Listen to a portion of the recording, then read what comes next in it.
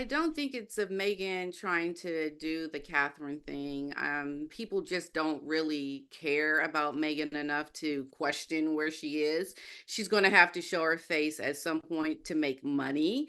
And I think it's a very selfish reason because she doesn't want to play the role of a wife who's supporting her husband, who is out doing things um, using his performative morality. The Daily Telegraph have launched a major new cover asking, "Where's Meghan? Why Harry is going alone?" And they say, the newspaper says that royal observers say there is a new strategy to remind people of the prince they loved. They say he's undertaken 7 solo engagements in 7 days, pointing out the Duchess and their children did not travel to London or New York or South Africa, where the prince gave all of those speeches this week. And the Royal News Network wrote on this, "I just realised, is Meghan trying to re-engineer a where is Kate situation for herself? The commotion over Catherine is probably what drove her to launch America Riviera too early, so maybe she's hoping she can create the same for herself. But the dumb thing is that the whole fuss over Catherine was the result of internet stupidity. And the stories over Meghan are focused on how the shift in the cosplay royals' strategy reflects their failure as a power couple on the world stage and in Hollywood. It's also about how Meghan has a negative impact on Harry's public image." So this is really interesting, P-Dina. Where do you stay on this? Do you think the Where's Meghan thing has been engineered by her because she has stayed away from everything after the Hollywood Reporter article? Or is this being engineered by Harry to say, please like me because I can be my cheeky, chappy old self when I don't have that woman next to me? Mm, I don't think it's of Megan trying to do the Catherine thing. People just don't really care about Megan enough to question where she is. She's going to have to show her face at some point to make money.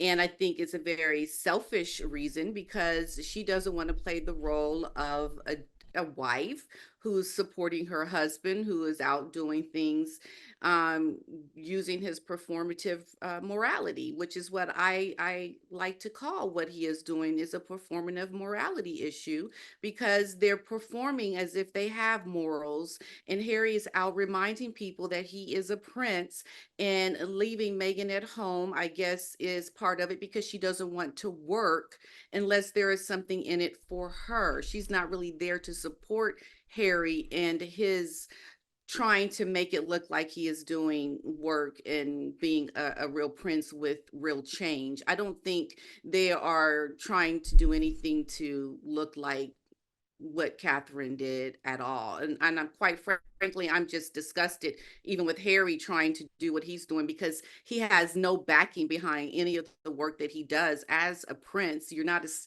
attached anymore to royalty in the UK, officially. So why are you doing these things? And what change are you ever really going to bring? And Megan could be concerned less about trying to bring real change to places in Africa. I mean, I look at Bali, and I don't know if you know about this, but I did a video on this story about Kiki that was the inspiration for Harry to start this charity. Some horrific things happened to this young baby that he promised to always take care of her. And even Bali has the meaning in this language, forget me not.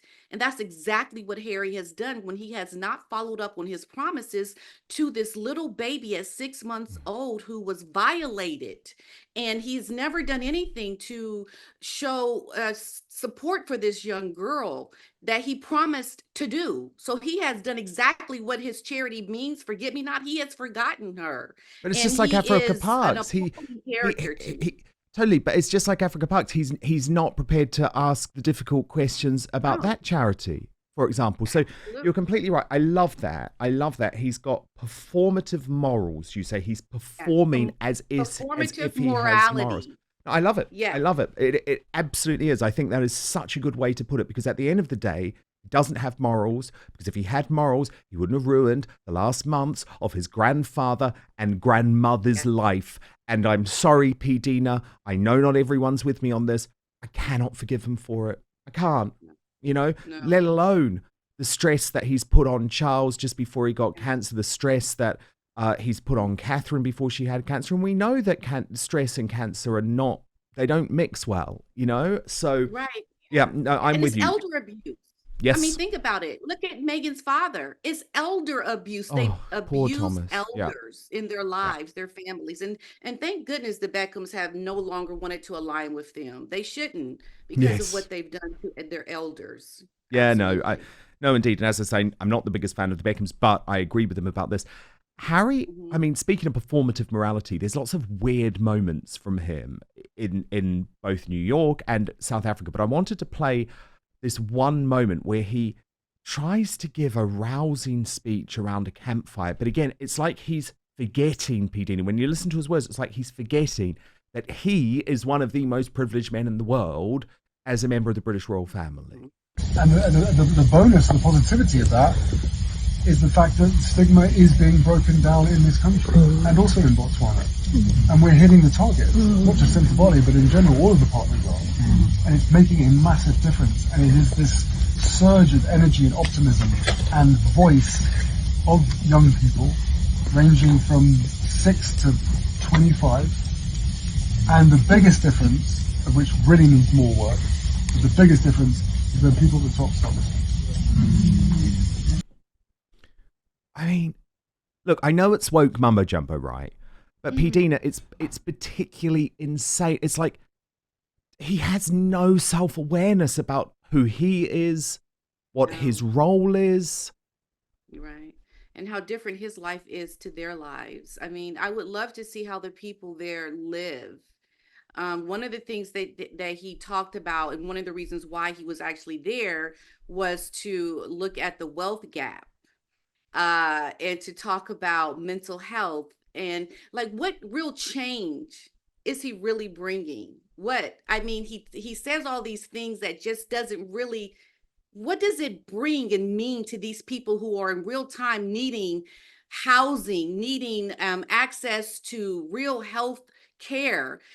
I mean, that it's all about showing up to take the pictures to make himself look like he is actually doing something, but the reality is he's not really doing anything. And that's part of it. And this is the example I want to share with you. Most recently, Dikembe Mutombo passed away. He was from the Democratic Republic of Congo, and he was a very famous basketball player here in the States. And he went back to where he grew up and made real change. This man was a real hero, and he showed you how to do it. He gave you a blueprint. He raised millions and millions of dollars to build hospitals and schools and to make change. And all Harry and Meghan really do is show up to give talking points to impress the elites back in California, to show that they are doing something so that they can get a bigger paycheck. Because once again, they're not connected to the bigger picture of the monarchy. They are doing things that are so superficial and pretentious. And people have to stop aligning themselves. Even the prince that he met that co-founded Bali with him, call for real change. I know that there was a center built in Bali years ago. Well, what else are you doing instead of talking about, what you talked about here by the campfire? Like, what are you really doing to make people's lives better? You're not doing that. You are trying to help your brand back in California to get more money, to live in opulence and privilege, and to build your wife's brand, but you're not creating real concrete change to make a difference in the lives of people that do not have the same privilege as you, Harry. It is an abomination for this man to be able to show up and to make a mockery of the people that he tries to pretend he is there to help and support, because he's not doing nearly what he needs to do with all the privilege he has. He's not doing enough. And Not that even should be the outrage close. from people. Not even Absolutely. close. Oh my goodness, I share your anger because it's like he doesn't want to do duty, P-Dina, because it's the right thing to do, because he cares about the duty. He wants to do the duty because the Hollywood career has backfired. And that is so Yes. wrong. First, though, have you ever wondered what happened to the legendary Chuck Norris. Well, I recently saw a video he made and I was shocked. He's in his 80s and still kicking butt and working out and staying active. What's even more shocking is he's stronger, can work out longer, and even has plenty of energy left over for his grandkids. He did this by just making one change. He says he still feels like he's in his 50s. His wife even started doing this one thing too, and she's never felt better. She says she feels 10 years younger. Her body looks leaner, and she has energy all day. Chuck made a special video that explains everything. Make sure you watch it by going to chuckdefense.com/outspoken or by clicking in the link in the show notes below this video on YouTube and Rumble. It will change the way you think about your health. Once again, that's chuckdefense.com/outspoken and click on the link in the description below to watch the video now. You simply will not believe how simple it is. Just a reminder, the legendary Chuck Norris is a whopping 84 years old, and I have to be honest, he has more energy than me. He discovered he could create dramatic changes to his health simply focusing on 3 things that sabotage our body as we age. So watch his method by clicking the link in the description box below, but I'll give it to you now as well, chuckdefense.com/outspoken, or you can also scan on the QR code on screen right now. Back to the show.